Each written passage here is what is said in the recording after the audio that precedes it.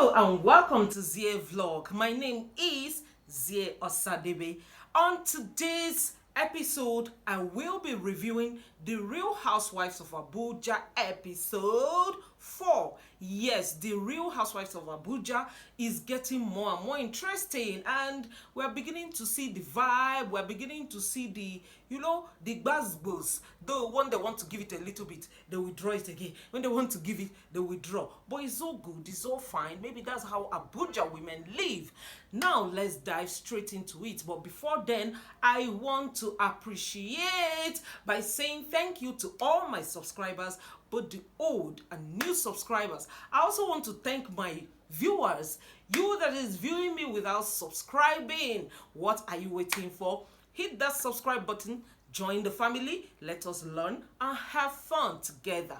On today's episode, like I said earlier, Real Housewives of Abuja season 4 is out already, and I'm here to review it with you.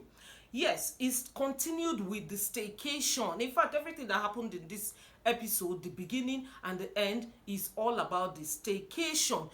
Then I must give it to Tutupai. She has tried, I think, for her to host an event that is occupying 2 episodes. It means she has tried in terms of money. I mean, she's going definitely, so far, her event is more like most expensive, I must say, because it takes a lot to lodge people in a place and take care of them. Now, I don't know whether she's into partnership, that I cannot tell, but ordinarily you will assume that she's the one paying for the hotel, she's the one paying for all the expenses in the staycation. Now the episode continued with a walkout time. Yes, Tutupai was going from one room to the other, waking the girls for a yoga. Yes, yoga. But most of them came out, though late, except for Arafa and Comfort, who followed her immediately. The rest came in later. And OJ Pojorella was not having it at all. She cannot joke. In fact, she's telling us she's the diva. She does not joke with her sleep. I mean, after the yoga, the girls sat down to, do a little bit of chit-chat.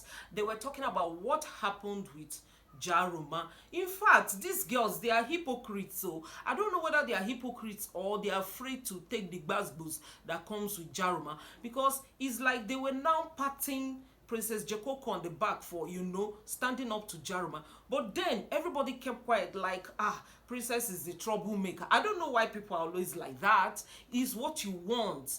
You cannot even, give her the body language, you are together with her. Everybody just kept quiet. But at the back now, you are now patting her at the back, saying, you gave it to her. We like the way you handled it.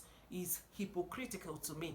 Then they also talked about Tutupai reaching out to Jaruma, letting her look somehow, because she is the host who invited Jaruma in the first place. After that, they showed the parts OJ Pojorella finally woke up from this precious sleep and was having, a chat with Tutupai. In that chat, in that discussion, she was trying to appeal to Tutupai. She was trying to appeal to Tutupai to support her album. Yes, she's going to launch her album very soon, and it's like Tutupai is well connected in this industry. Yeah, I think so. So she was just asking for support, and Tutupai was like, you're my girl, I will always support. And that was where that one ended. The next one, look, I might not be able to tell you scene by scene, but I'm going to tell you all the juice. Anyone I remember or anyone I forgot and I remember later, I will take you back there and give you all the tea.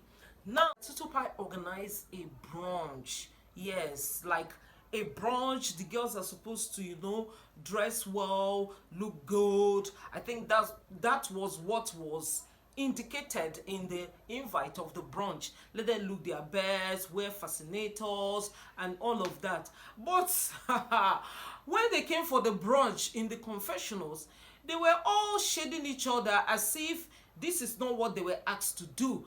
I Arafa was saying they cannot differentiate a princess from the interior of the house. I learned from Arafat that they asked them to even wear fascinators, stuff like that, dress expensive, as usual, like the real Abuja women that they are. So I'm surprised they're trying to shade each other. Even Arafat was saying that Tutupai, the host herself, did not impress her. That the host was wearing Ankara. That is that the what she was trying to say? Is that's not what she was trying? If that's what she's saying, that everybody would have worn Ankara. That she's supposed to do more than that. I'm like, personally, I love Tutupai's outfits, but I don't know from the angle she's speaking from, because if it's specified that nobody should wear Ankara, or you're not expected to wear Ankara that is like English wear, then you're not supposed to break the rule.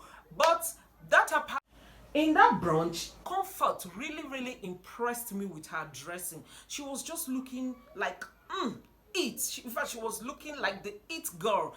In fact, if not the best, except for Samantha, who is always killing it in most of the occasions. But this time around, Comfort raised the bar for herself and raised the bar for the girls as a whole. She really looked and in fact, I'm so impressed. Thumbs up for Comfort. Then into the brunch proper, Tutupai seized the opportunity to ask the girls to say something more about themselves so they can get to know each other very well, like something more intimate about themselves. So even Tutupai herself started with telling the girls about herself and also telling them she's always that temperamental and ready to give the gbas because of the abusive relationships she was into. Yes, that the abusive relationship made her to be like that. She's always on the defensive, always ready to attack, and was kind of pleading with the girls indirectly to tolerate her excesses. But when I watched this part, I laughed. I said, if all of us should start giving excuses why we cannot control our emotions or why we cannot behave in an orderly manner, then the whole world will be chaotic. Yes, the whole world, there will be chaos everywhere. So whether you are passing through whatever it is in the past or in present, don't ever let it mess with your emotions or mess with your mind. Yes, because when she was saying this, I'm like, is this not cheap excuse, for the girls to tolerate any nonsense you'll be dishing to them? And I feel the girls too are thinking the same way I am thinking. They are no children, they are no kids. She also served OJ Pojorella breakfast in bed. OJ was looking sweet. OJ is the queen of fabulosity. Yes. If you have not watched my rundown of girls, my best dressed girls in the Real Housewives of Abuja in my YouTube shorts, check it out. And I bet you will really agree with me. Then, moving on, she also says she had to serve Princess Jekoko breakfast in bed because if she doesn't, the princess will kill her. Princess will chop her raw. So that's to say indirectly that she did not really impress you.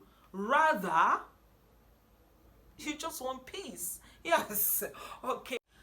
So after that, the next was the pool party. The pool party is like the last activity for the episode 4. In that pool party, first of all, the decor as usual, sweet. The pool party decor was giving the vibes and all of that. But when the girls entered, they are like dulling the event. I'm like, I thought people were the high class Abuja women. I thought people were the life of the party. Put some life, add life to this party, add life to this pool party. It's like Arafat was the person doing the most, trying to ginger the girls, trying to get them in the mood, charging the atmosphere, yet the atmosphere refused to be charged. Even when Princess walked in, she also met Princess, excuse me, dance. Then Princess is like, that she's just coming in.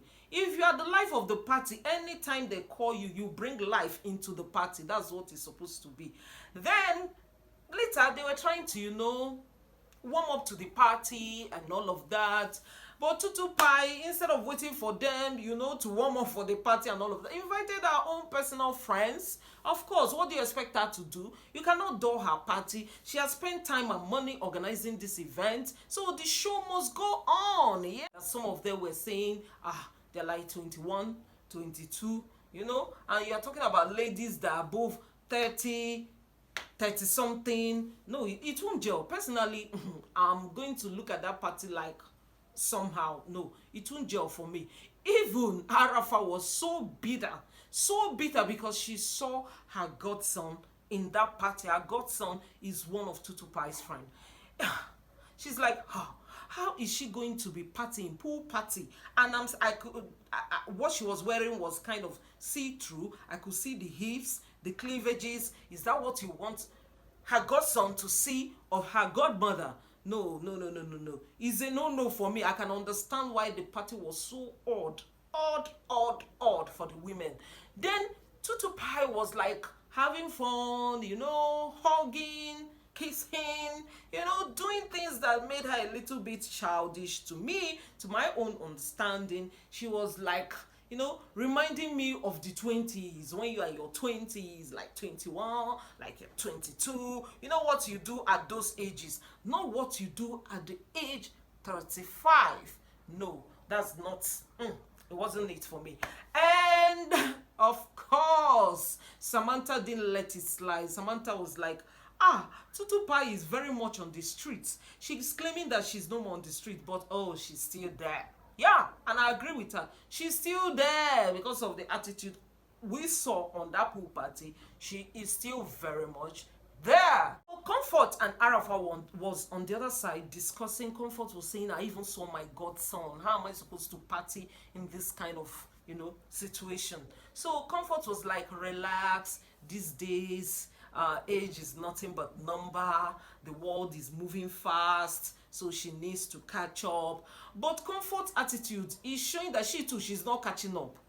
Don't practice what you cannot, but preach what you cannot practice. She wasn't flowing with them. She was just there. All of them, the thing was really awkward. And for somebody like Princess Jekoko, that I can say her age is close to that of the guys, but because she's married with kids, she's supposed to, carry herself with a certain level of decorum. So I don't expect her to be partying, hugging, kissing, dancing like Tutu Pai was doing. No, I don't expect that. And the same goes for people like Samantha, who said she does not mind the age and all of that. But it's the same attitude, it's not, the party was not just age appropriate. Also, the pool party was kind of confusing. At first, I'm like, okay, pool party, but I'm not seeing the ambience looking like pool party. Even the guys that came, I'm not still having the pool party ambience. All of them were well dressed, except for Arafa, who dressed a little bit close to, though she used veil to cover her, the downside of her body. But it's good, at least she has veil. For mature women, it's always good to use veil and wrap it up a little bit so you won't look that indecent. Yes, I know it's a pool party, but she's the only one that is close to pool party ambience. Then somebody like, okay, Tutu Pai is making an excuse that she is in her code red, if you understand what I mean. So she's going to dress up properly, which is understandable. But the rest of the girls, anyway, OJ Pojorella has said it before that she doesn't expose her goodies. And the rest didn't dress to fit the event. But it's all good, it's all well. We're expecting more interesting aspect of this show in episode 5. And they gave us a little bit of sneak peek. Yeah. Sneak peek into the Real Housewives of Abuja episode 5. And it's like there's going to be a little basbozo. I just hope the next episode will be more interesting than this episode 4. Episode 4 is interesting, but I feel they can do better. If they need to end the staycation to try another variety to the show, they just have to end that staycation as soon as possible. Tell me your opinion about this, my review, and remember to give this video thumbs up, and see you next time.